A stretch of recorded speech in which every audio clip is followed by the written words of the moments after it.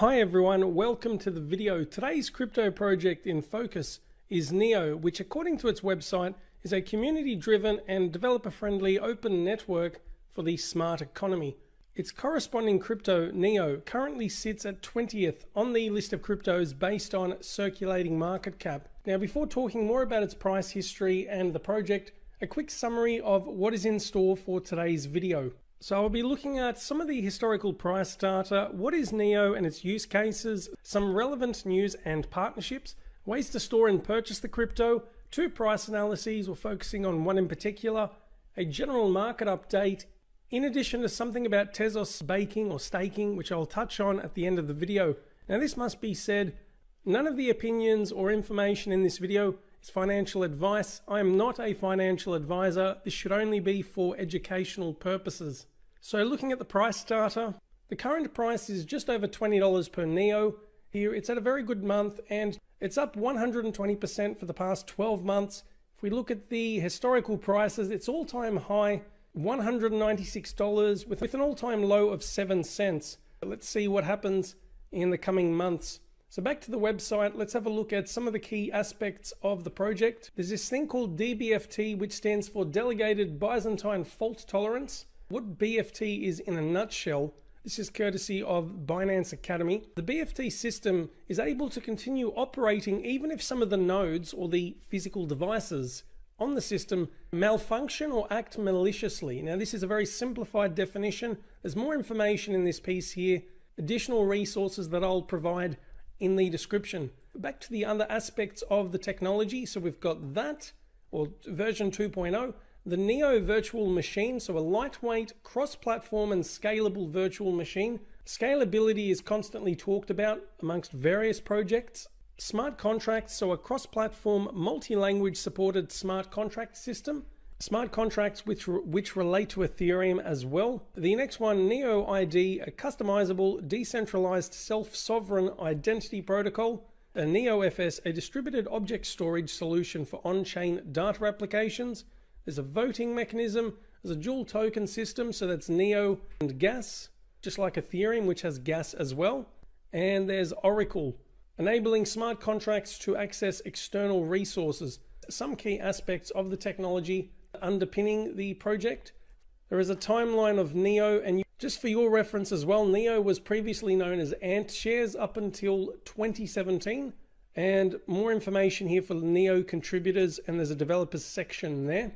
Before talking about use cases or elaborating on smart contracts and decentralized applications, just to give you an overview of the project's reach. So if we look at the Neo ecosystem tab, there are Neo communities across 20 cities and 7 countries. There are over 100 dApps running on its platform, 30 wallets supporting the cryptocurrency, several programming languages that developers can use to help build on the project.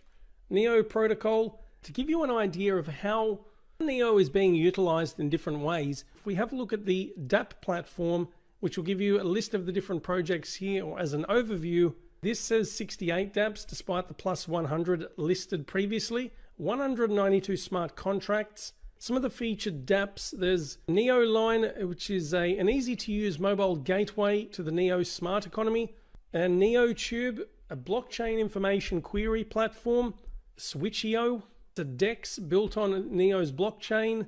They've got a hybrid token game, Nash, Moonlight, and several others there. If we go to State of the dApps, the reason why I'm showing you this is it classifies all of these into different categories. So we've got exchanges, games, marketplaces, identity. So if you want a digital, like a verified digital identity using blockchain tech.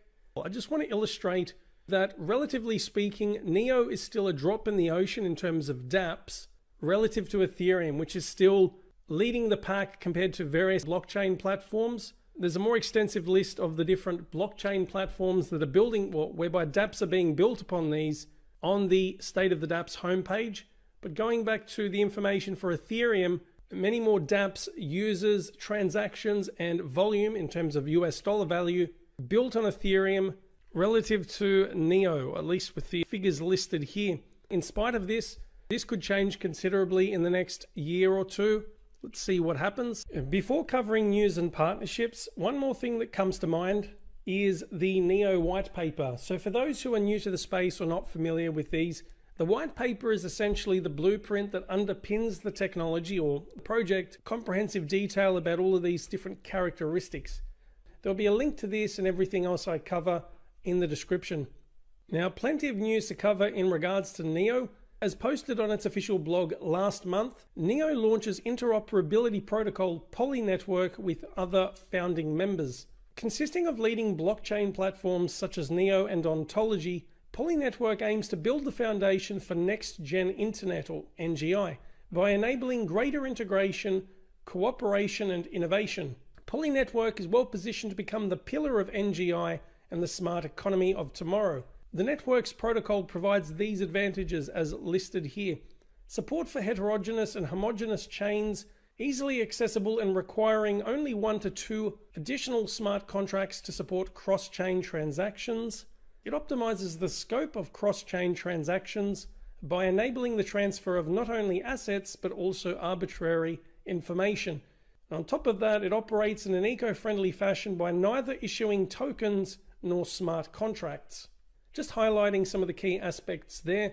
There is this Medium blog piece from the NEO blog page. NEO integrates with Rosetta, a Coinbase-led open source project. Just a few lines from this. As a leading public blockchain pioneering in interoperability via protocols such as the Poly Network, we look forward to work together with Rosetta, improving protocol integration processes in order to build the next-gen internet. Other useful information provided there. An increasing amount of emphasis on this interoperability amongst different blockchains. I know Chainlink is working on something similar. Cosmos, which was listed here, I actually covered a video solely dedicated to Cosmos. Other than the increasing emphasis on interoperability, NEO has jumped on board this DeFi or the decentralized finance bandwagon. This has taken the crypto space by storm, especially in 2020. There are a lot of parallels between DeFi and the ICO craze, which occurred back in 2017. And I feel as though this is becoming more and more the case every day. So this is FX Street NEO price analysis. NEO makes long-awaited debut into the DeFi space. And there's one more thing I forgot to mention. Last but not least, in regards to the news, is one of the most highly anticipated events for the NEO ecosystem, and that is the NEO 3.0 development. So one of the major system upgrades with, you could say, parallels to Ethereum's 2.0. This has been an ongoing discussion over the past few years.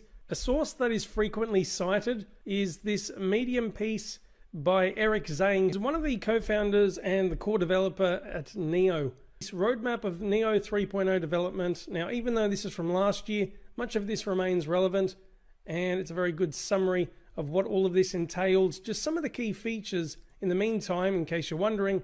So it talks about DBFT, a new pricing model. There'll be, it says internet resource access, a distributed decentralized object storage platform integrated with NEO and NEO ID. Depending on where you look, based on this information here at Coin Paprika and what they've obtained here from CoinMarketCal, the mainnet is expected to occur by the end of this year, or it says 31st of December 2020 or earlier. It's a very tentative date.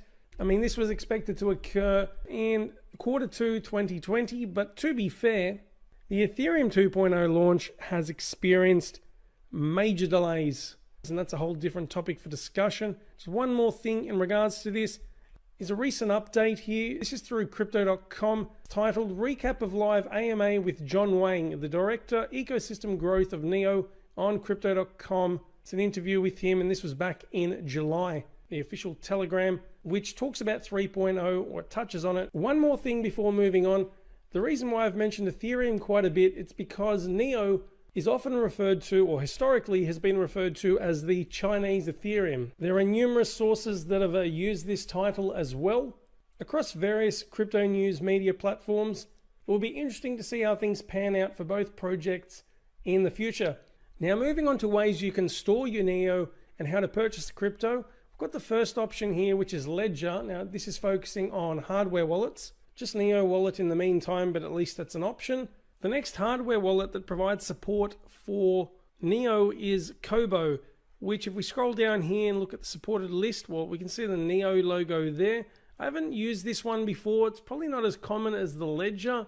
Again, another choice, which for those not looking at the screen, it resembles like a smartphone. So you've got that option to view everything all on the one device. And according to this, it supports over 20 chains and 700 tokens. Anyway, more information there. Now, I would usually say Trezor, but it seems as though, incredibly, despite supporting over 1,600 crypto assets, just to show you, if I do a word search here as well, and it's not coming up with any options for Neo. I believe at some point Trezor will provide support for the crypto. In the meantime, you've got the previous two options, but moving on to desktop and mobile wallets, Exodus is the next one that comes to mind, which has connectivity with hardware wallets as well. So if we look at these supported assets, scrolling down, we can see Neo. You can get the desktop and mobile option to send, receive, and exchange the crypto. And based on this, it looks like they're offering staking for Neo as well. Atomic Wallet is the next choice. This is another popular option that provides support for a plethora of cryptos. Neo is mentioned here on the list. In terms of other options, if we go back to the Wallets tab at the Neo homepage, it shows you all of the different wallets that you can choose to store your Neo. So there's a good selection of all of these different choices. Before talking about the prices, just looking at the various ways you can purchase your Neo.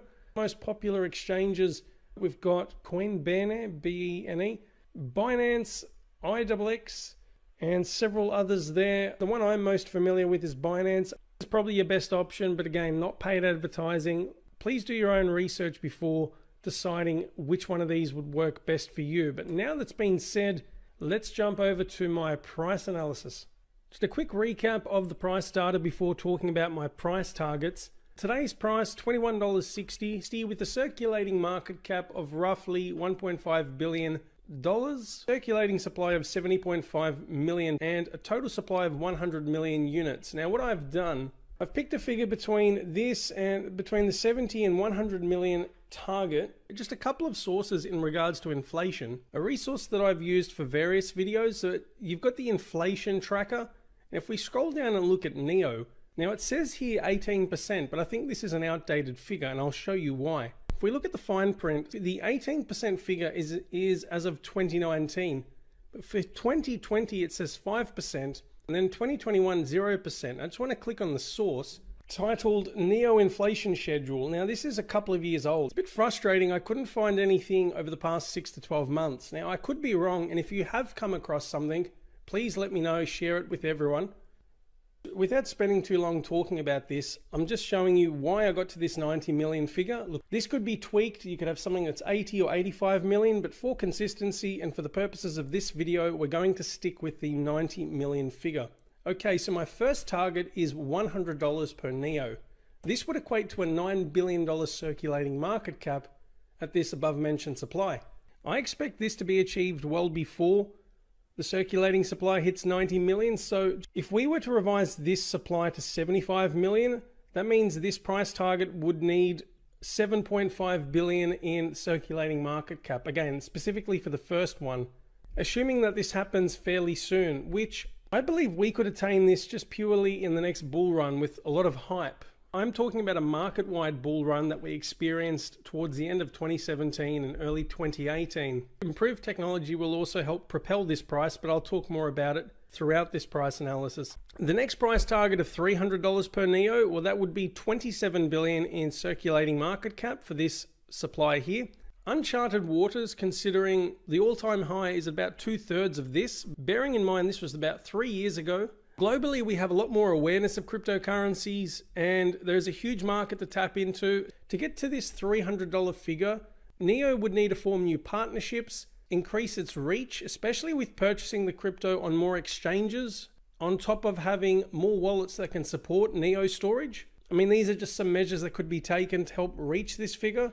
Something else to bear in mind, actually, I'll talk about this for the next price point, which is $500 per Neo, and this would be a $45 billion circulating market cap. In regards to this, we need to consider the competition, especially, and I've said this in previous videos, but with Neo in particular, Ethereum being a major competitor, there are other blockchains as well, but Ethereum, as we saw earlier in terms of dApps and smart contracts, it's leading the way At this price point, we need to see what will happen with Ethereum, especially with all of these highly anticipated upgrades with Ethereum 2.0. Who will win the battle in regards to dApps and smart contracts? This competition should help drive more innovation. They'll be fighting for market share. They want to secure these partnerships with various companies around the world, big and small. A real impetus to get some of the best technology in the space, so many more transactions per second, much better scalability, having that improved interoperability, such as that poly network information I touched on earlier. All of these things should help drive the price to 500, or hopefully beyond that. Very early days, time will tell. I will add to this as well, having their involvement in DeFi could be very beneficial, especially in the event of this bull run. I know I talk about it a lot, but I guess many of us are anxiously waiting for these prices to just skyrocket throughout the market. It's been a long time coming. Let's see how things pan out in the coming months. The last price target, $1,000 per NEO. How likely is this? No one knows, because the space is so dynamic. The technology will take a while to build. We've seen a lot of dark horses this year propel their way into the top 50. You've seen Polkadot, as Aave or Lend. Chainlink has secured its spot in the top 10, at least for the time being. There's a lot of flow, there's a lot of fluctuation. What do you think about the $1,000 target, or just these targets in general? I look forward to your feedback. Look, I would never rule this out. When you consider the vast sums of money in these technology companies today, but Apple, Tesla, Amazon, Microsoft, so on and so forth, all of these figures, I believe, are plausible. How attainable are these? You let me know. I don't have a crystal ball. If anyone says they know with certainty that this crypto's got a 10x, 50x, whatever, you should always take it with a grain of salt. Just to reiterate, none of this is financial advice. I know there's a temptation to throw in a lot of money, but you should always proceed with caution. Now, just in regards to this, just to play devil's advocate, how likely is it that we're going to see $0 per NEO? What are the odds that this is just going to collapse, just be sent to the back of the pack? I mean, you be the judge. I highly doubt this is ever going to happen, the $0 per NEO. Not financial advice, just my opinion. But from what I've seen so far, forming these new partnerships, they're being fairly adaptive in having this involvement in DeFi and improving this interoperability. Before finishing the price analysis, there is a second component to this. I'll just skim through this section, comparing NEO to another crypto, or in this case, Bitcoin. Now, one of you suggested that I compare the crypto in focus for each video to another crypto, and for consistency, I've just stuck with Bitcoin. How is the value of NEO relative to Bitcoin? Just to give you an explanation of these, if you imagine you put in X amount of dollars, I mean, yes, there's still fiat involved nevertheless. This many NEO in Bitcoin now, so we've got these different figures. The potential future value of these at $40,000 and $100,000 per Bitcoin, again, just hypothetical figures, there's no guarantee these will happen. This is how much the NEO will be worth in future with the corresponding Satoshi values. So all of the information here, it's all fairly self-explanatory. You can tweak these accordingly, so you can substitute Bitcoin with your favorite crypto if you prefer. But again, just an alternate way to view the value of NEO, especially at a time when fiat currencies are losing dominance or continuing to do so, particularly with what's happening around the world at the moment. That's a wrap for my price analysis. And before providing a general market update, just a quick announcement regarding Tezos, especially those who are staking or baking the crypto.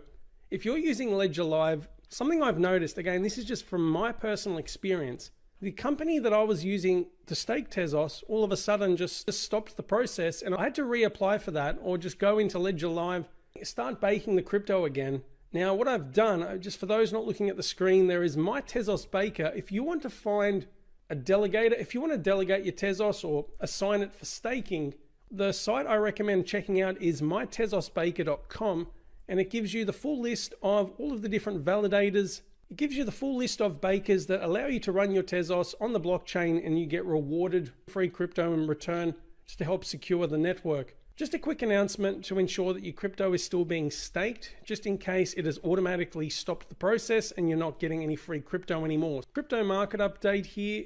The price is as follows. We're focusing on the cryptos that have had the biggest gains and losses over the past 7 days. So we've got Yearn Finance, it's continuing its excellent run. It's up 82% for the week.